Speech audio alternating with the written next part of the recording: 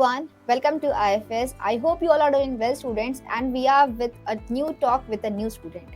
जानते हैं हम लोग जर्नी इनकी कैसे उन्होंने क्वालिफाई किया है IIT JAM in the year 2023. Let's know his journey and उससे आप क्या मैसेज दे सकते हो. Let's try to figure out. So yes, I welcome Aritra. Hi Aritra, how are you doing? Hello ma'am, I am very fine.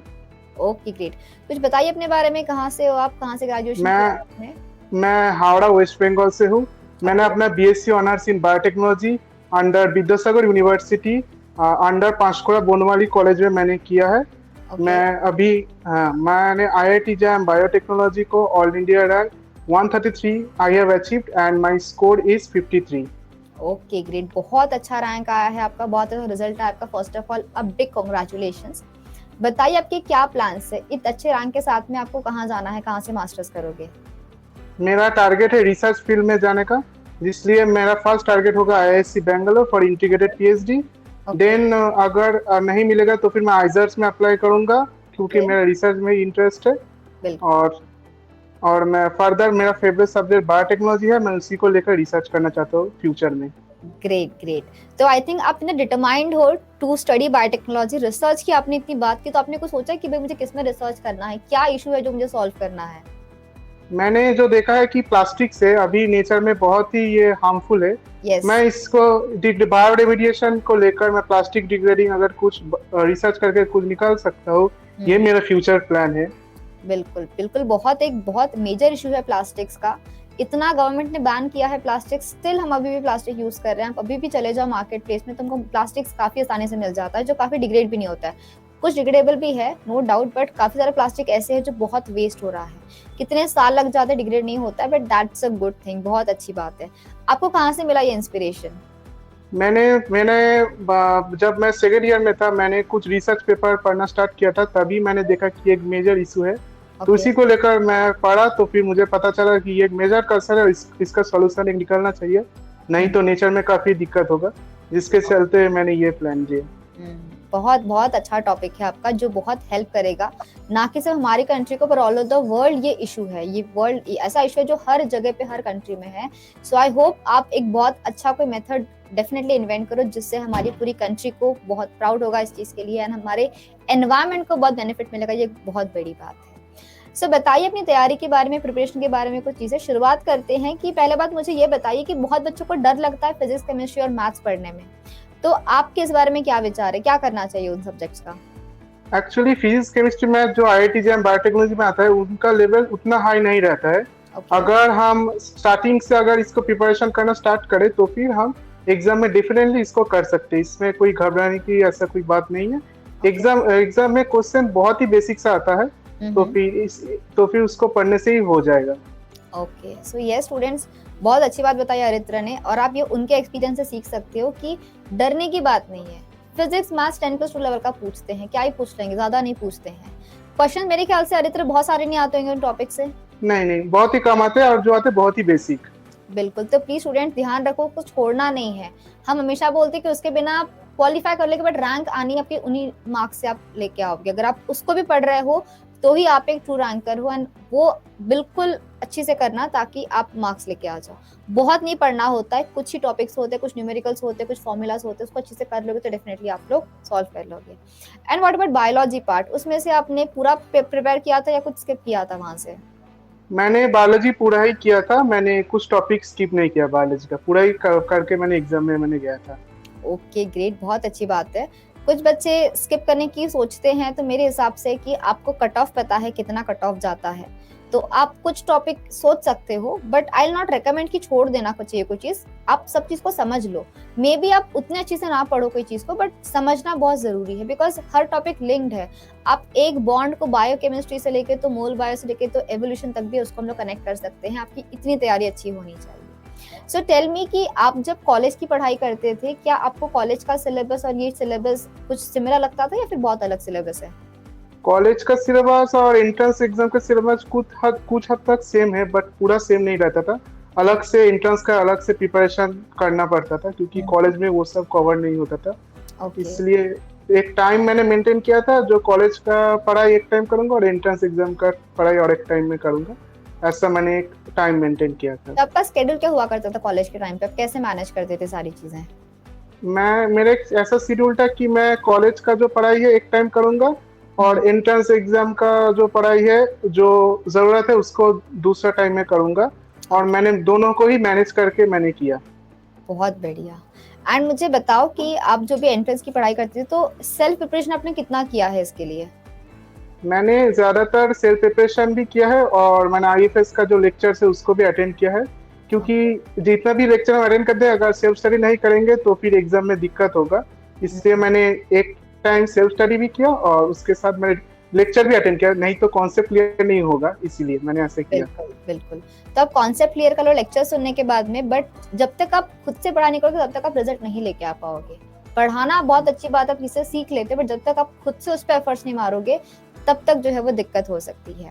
तो मुझे बताइए कि आपने एक ऑन एन एवरेज कितना टाइम लिया है फॉर द प्रिपरेशन एग्जाम? मैंने करीब सेकेंड ईयर से ही मैंने प्रिपरेशन स्टार्ट कर दिया था, जब मैं थर्ड सेम में था। स्टार्टिंग में मैंने जो पीसीएम था उसको किया, और उसके बाद मैंने बायोलॉजी को ज्यादा फोकस किया। ओके। और आपका टारगेट है बाकी एग्जाम देने का अभी, गैट बी सीयूईटी?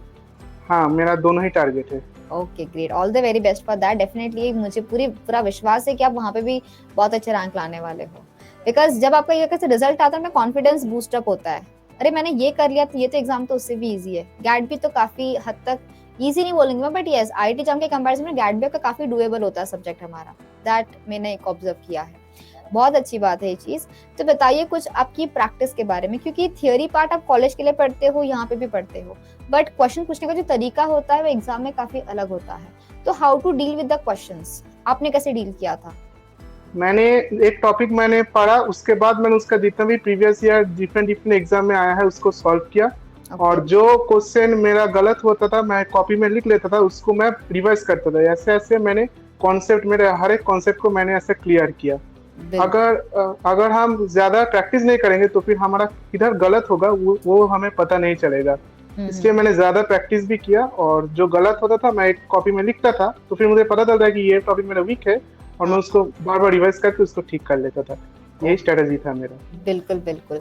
और मुझे लगता है कि शायद पहले आपको ज्यादा टाइम लगता होगा सॉल्व करते, बाद में टाइम कम हो गया होगा, ऐसा कुछ आया था फर्क आप में? हाँ, स्टार्टिंग में थोड़ा ज्यादा टाइम लगता था, तब जब उसके बाद जब हम ज्यादा प्रैक्टिस करते हैं तो फिर ऑटोमेटिकली दूसरा क्वेश्चन भी कम टाइम में हो जाता था। बिल्कुल, बिकॉज एक बार आप कॉन्सेप्ट को आपको समझ आ गया कि भाई इसमें कौन सा फॉर्मूला लगने वाला है, सोचना कैसे इस क्वेश्चन को सॉल्व करने के लिए, तो ये आपकी स्ट्रेटेजीज बनती है। बिल्कुल जब आप प्रैक्टिस करते हो क्वेश्चंस को, बहुत बहुत अच्छी बात है। ये सारी चीजें आपने बिल्कुल सिस्टमैटिक गए हो आपकी, भाई पढ़ना है, क्वेश्चन सॉल्व करने हैं, नहीं आता उसको लिख के रख लो, क्योंकि जो आता है क्वेश्चन वो तो अपने को आता है, बट जो नहीं आता है बहुत बार तो वो हमको फंसा देगा एग्जाम में। तो उसको लिख लो, उसको 2-3 बार प्रैक्टिस कर लो ताकि आपको उसमें कोई दिक्कत ना हो। बहुत अच्छी बात है। Tell me about the full length mock test, क्या उसका फायदा होता है एग्जाम के पहले? क्यों बच्चे हमेशा फुल लेंथ मॉक टेस्ट की बात करते हैं? फुल लेंथ मॉक टेस्ट देने से यही होता है कि एक्चुअली जब हम एग्जाम हॉल में जाते हैं तब बहुत एग्जाम का प्रेशर रहता है। अगर उसके पहले अगर हम full length mock test practice करते हैं तो फिर वो एग्जाम का प्रेशर थोड़ा कम हो जाता है। इसलिए मैंने भी जब नवंबर में स्टार्टिंग में था तब मैंने फुल लेंथ मॉक टेस्ट देना स्टार्ट कर दिया, जिसके चलते एग्जाम में वो जो एग्जाम प्रेशर है वो नहीं आया। ओके, अच्छी बात है। अपनी पढ़ाई क्योंकि काफी पहले स्टार्ट कर दी थी ऑलरेडी, तो आपके पास प्रॉपर टाइम भी था फुल लेंथ मॉक टेस्ट करने का। बहुत बच्चे 4 महीना पहले अगर स्टार्ट करेंगे तो क्या हो जाएगा कि उनको full length mock test practice करने के लिए ज्यादा टाइम बचता नहीं है, बहुत कम टाइम में 2-3 टेस्ट लगा पाते हैं, जो अगेन प्रॉब्लमेटिक हो सकता है। तो प्लीज स्टूडेंट्स रिमेंबर कि कम से कम आप 5 से 6 महीने रखो for the proper preparation. After that mock test को आप स्टार्ट कर सकते हो। मॉक टेस्ट लगभग अगर आपने 60 से 70% भी सिलेबस कंप्लीट कर लिया है तो आप मॉक टेस्ट एक अटेम्प्ट करना तो स्टार्ट कर सकते हो, बट एक प्रॉपर आप प्लानिंग के साथ जाना। अदरवाइज आपके अगर पहले नंबर कम आएंगे तो वैसे डर जाते कि यार हमारे बस की बात नहीं है, हम नहीं कर पाएंगे। सो प्लीज डरने की बात नहीं है, मॉक टेस्ट बहुत जरूरी होता है टू मेक द स्ट्रैटेजीज। बताइए अरित्र, आपकी स्ट्रैटेजी क्या हुआ करती थी कि आप किस सेक्शन से स्टार्ट करते थे पेपर को सॉल्व करना? मैंने पहले सेक्शन ए को अटेम्प्ट किया, उसके बाद एनएटी को अटेम्प्ट किया, फिर आखिर में एमएसक्यू को अटेम्प्ट किया। ओके, कोई रीजन इसके लिए स्पेसिफिकली? क्योंकि एमएसक्यू में ऐसा ऑप्शन रहता है कि कौन सा, किसी क्वेश्चन में एक ऑप्शन भी सही होगा, किसी में 4 भी ऑप्शन सही होगा, इसलिए थोड़ा टाइम जाता है, इसलिए उसको मैं एकदम आखिर में सॉल्व करता हूँ। एकदम पहले सेक्शन ए और एनईटी को। Okay, great. सो बहुत अच्छी स्ट्रैटेजी है आपकी कि भाई आपको पता था कि आपका स्ट्रेंथ क्या है, आपकी वीकनेस क्या है, बाकी के बच्चों आपका चेंज भी हो सकता है, जरूरी नहीं है कि आपको पहले एमसीक्यूज ही करने हैं। आपका स्ट्रेंथ देखो क्या है, हर किसी का स्ट्रेंथ वीकनेस अलग होता है, किसी की लर्निंग पावर अच्छी होती है, किसी का एनालिसिस काफी अच्छा होता है, तो उसके हिसाब से आप अपनी स्ट्रेटजी बनाओ कि भाई मेरा स्ट्रेंथ क्या है, मेरी वीकनेस क्या है, अकॉर्डिंग टू दैट आप लोग पेपर को अपने हिसाब से अटेम्प्ट कर सकते हो। सो टेल मी कि आपने किसी से डिस्कस किया था, किसी सीनियर से या किसी अबाउट द प्रिपरेशन, कुछ टिप्स एंड ट्रिक्स आपको जो मिले होंगे उनसे? मैं अपना जो कॉलेज का फ्रेंड्स है, फिर तो दूसरा जो फ्रेंड्स है प्रिपरेशन कर उन सबसे सब बात किया, फिर उन्होंने ही मैंने टिप्स दिया था। वो एक टिप्स था कि हम सबको प्रैक्टिस करना चाहिए ज्यादा क्वेश्चन, बिल्कुल। नहीं तो गलत होगा एग्जाम में। यस, बहुत जरूरी है प्रैक्टिस करना, बिकॉज एग्जाम में अल्टीमेटली आपको एमसीक्यू सॉल्व करने हैं। मुझे पता है कैसा था डीएनए का एप्लीकेशन, बट एमसीक्यू पूछता है कि 3-OH एंड पूछेगा, 5-फॉस्फेट पूछेगा, तो ये बातें आपको तब आती है जब आप लोग क्वेश्चन को प्रैक्टिस करते हो। एंड आई थिंक मुझे लगता है कि कॉन्सेप्ट रिपीट भी होते हैं बहुत बार, आपने वो क्वेश्चन का पेपर भी देखा होता है, सेम कॉन्सेप्ट पे क्वेश्चंस आते हैं, उस बारे में क्या बोलोगे आप? क्वेश्चंस कॉन्सेप्ट मतलब कॉन्सेप्ट एक ही है, लेकिन क्वेश्चन का लैंग्वेज थोड़ा डिफरेंट हो जाएगा, ऑप्शन थोड़ा अलग कर देगा, जिसके चलते स्टूडेंट को ज्यादा दिक्कत आता है, लेकिन कॉन्सेप्ट सेम ही रहता है। यस, तो students please remember this thing कि आपको सेम लॉजिक पे ही सॉल्व करना होगा क्वेश्चन, बट पूछने का तरीका चेंज हो जाएगा, कैसे आपको आंसर करना है वो थोड़ा सा चेंज हो जाएगा, बट आपको अगर पता है कॉन्सेप्ट कि भाई इस पे ज्यादा आता है। एंड मेरे हिसाब से आई थिंक रिपीट भी बहुत सारे कॉन्सेप्ट होते हैं कि सेल साइकिल आना ही आना है क्वेश्चंस वहां से। आपने ढूंढे सर इंपॉर्टेंट टॉपिक, सारे टॉपिक्स के कुछ? हाँ, कुछ कुछ जैसे जेनेटिक्स का हर एक साल हार्डी नेटवर्क का क्वेश्चन आता है, पेडिग्री का क्वेश्चन आता है, फिर जो एंटीबायोटिक का क्वेश्चन है वो भी आता है, ऐसा क्वेश्चन हर एक साल आता है। तो फिर प्रीवियस ईयर एनालिसिस करके मैंने वो देखा था, उन्हीं टॉपिक को मैंने अच्छे से करके गया था और वो भी आ गया था एग्जाम में। बहुत अच्छी बात है, पेपर एनालिसिस बहुत जरूरी होता है, क्योंकि अपना टाइम ज्यादा वेस्ट करोगे इस टॉपिक पे जहाँ से कम क्वेश्चंस आते हो। मेरे सर टैक्सोनॉमी से बहुत रेयरली क्वेश्चंस पूछे जाते हैं, एक या फिर नहीं आता है, तो उस पे टाइम दो, पर बहुत टाइम मत दो, उसके लिए कुछ घंटों का टाइम दो, बट जिसमें से बहुत क्वेश्चंस आते हैं, सेल बायोलॉजी है, मोल बायोलॉजी, बायोकेमिस्ट्री जो आपका बेसिक होता है, उसके बेसिस पर आप मेथड्स टेक्निक्स तक पढ़ते हो। तो प्लीज रिमेंबर स्टूडेंट्स कि आप एक ऐसी प्लानिंग किया करो कि भाई आप सारी चीजों को प्रॉपर्ली कवर करो, कि ये भी हो जाए और कुछ रह ना जाए। बेसिक्स क्लियर रखना वो बहुत जरूरी होता है whenever you are trying to go for the competitive exams. और इतना एक बहुत बड़ी प्रॉब्लम होती है बच्चों की सोशल मीडिया डिस्ट्रैक्शन, उनके लिए क्या बोलना चाहोगे? मेरा खुद भी सोशल मीडिया है, लेकिन मैं एक टाइम मेंटेन करता था, मैं इतना टाइम पढ़ूंगा उसके बाद सोशल मीडिया करूंगा, उतना सोशल मीडिया मैं नहीं करता, बहुत ही कम करता था, ज्यादातर टाइम मैं पढ़ाई पर ही फोकस करता था। ओके, तो बहुत अच्छी बात है कि आपने एक अच्छा सेल्फ कंट्रोल था कि भाई अपने आप को आपने बोल दिया कि नहीं, मैं नहीं पढ़ूंगा तो नहीं देखूंगा तो नहीं देखूंगा। बहुत बच्चों का कंट्रोल नहीं रहता कि थोड़ा सा कर लेते हैं, एक रील देख लेते उसके चक्कर में 1 घंटा वेस्ट हो जाता है उनका। सो प्लीज स्टूडेंट्स रिमेंबर कि आप अपने आप को एक लिमिट रखो एंड उसको फॉलो भी करो। सोचना अलग बात है, उसको फॉलो करना एक अलग बात है कि भाई करना है प्रॉपरली तो करो उस चीज को फॉलो, पढ़ लो, क्लियर कर लो एग्जाम, उसके बाद में आप आराम से अपनी सोशल मीडिया देख सकते हो। टेल मी, आप जब प्रिपेयर करते थे कभी कोई डिप्रेशन आया था किसी चीज का कि यार नंबर कम आ रहे हैं या फिर कुछ नहीं हो रहा है, ऐसा फेज आया था आपकी प्रिपरेशन में? हाँ, जब मैं पहले पहले मॉक टेस्ट देता था या फिर क्वेश्चन सॉल्व करता था, तब मेरा क्वेश्चन गलत होता था या फिर नहीं होता था, लेकिन मैं डिप्रेशन में नहीं गया। मेरा जो देखा कि मेरा क्या गलत हो रहा है, मेरा कॉन्सेप्ट में किधर कमी है, उसको मैंने सही करने का कोशिश किया। बिल्कुल, बहुत अच्छी बात है कि गलतियां होती है, मिस्टेक्स होते हैं, बट उसको रेक्टिफाई करो, उसके पीछे रहोगे तो फिर टाइम वेस्ट होगा हमारा। और बट समझो कि गलतियां कहाँ पे हो रही, गड़बड़ कहाँ पे हो रहा है, एंड उस पे वर्क करो, उस पे मेहनत लो। बताइए मुझे कि आपको पेपर सॉल्व करने में कितना टाइम लगता था अप्रोक्सीमेटली? आप पूरा पेपर पढ़ लेते थे 3 घंटे में या टाइम लगता था और ज्यादा?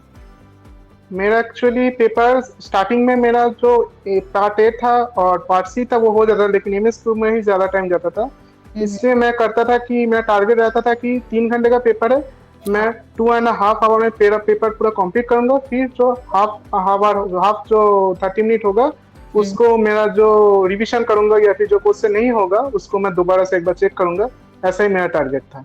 Okay, great. So yes, that was a good strategy for you कि आपको पता था कि आपको कितना टाइम कहाँ पे लग रहा है। I think before going on the exam hall हमारे माइंड में सेट होती है चीजें कि पार्ट ए में इतना टाइम देना है, बी में इतना टाइम देना है, सी में इतना टाइम देना है। So that's a very good thing कि आपको चीजों का आइडिया था प्रॉपरली। आपने इसके पहले एग्जाम अटेम्प्ट किया था कभी या फिर ये आपका फर्स्ट अटेम्प्ट था? नहीं, ये मेरा फर्स्ट अटेम्प्ट था। Okay, that was a great attempt. बहुत अच्छा लगा आपसे बात करके। आगे आप CUET गैट भी को टारगेट तो करने वाले हो, so that's a good thing. TIFR आपने किया था अटेम्प्ट या प्लान है कुछ करने का? नहीं। Okay okay fine, perfect perfect. So tell me one more thing कि जो भी यूट्यूब के ऊपर सेशन चलते हैं एग्जाम के पहले, वन शॉट रिवीजन हो, मैपिंग सीरीज हो, चाहे एमसीक्यूज की प्रैक्टिस हो, कितना वो इम्पोर्टेंट होता है बच्चे के लिए फॉर द प्रिपरेशन? हाँ, उसमें प्रैक्टिस भी होता है, क्वेश्चन फिर कॉन्सेप्ट भी क्लियर होता है। वो अगर हम एग्जाम में पहले करेंगे तो फिर रिवीजन भी हो जाएगा, फिर जो क्वेश्चन नहीं आएगा वो भी पता चल जाएगा, उसका हम रेक्टिफाई करेंगे, तो फिर वो बहुत ही ज्यादा हेल्पफुल रहता है। Okay okay, great great. So yes, बहुत ज़रूरी होता है कि जब भी आप पढ़ते हो इन सारी चीज़ों को तो सब बातों का ध्यान रखना चाहिए। It's a very good thing. And one more thing कि to whom you dedicate this success, आपके कौन है आपका बैकबोन, आपका support in the preparation journey? मेरा फर्स्ट, मैं थैंकफुल हूँ to all the educators of the IFS team जिन्होंने मुझे हेल्प किया है। फिर मैं दूसरा थैंक यू मैं देना चाहूँगा मेरे पेरेंट्स को, क्योंकि उन्होंने मुझे काफ़ी सपोर्ट किया मेरे इस जर्नी में।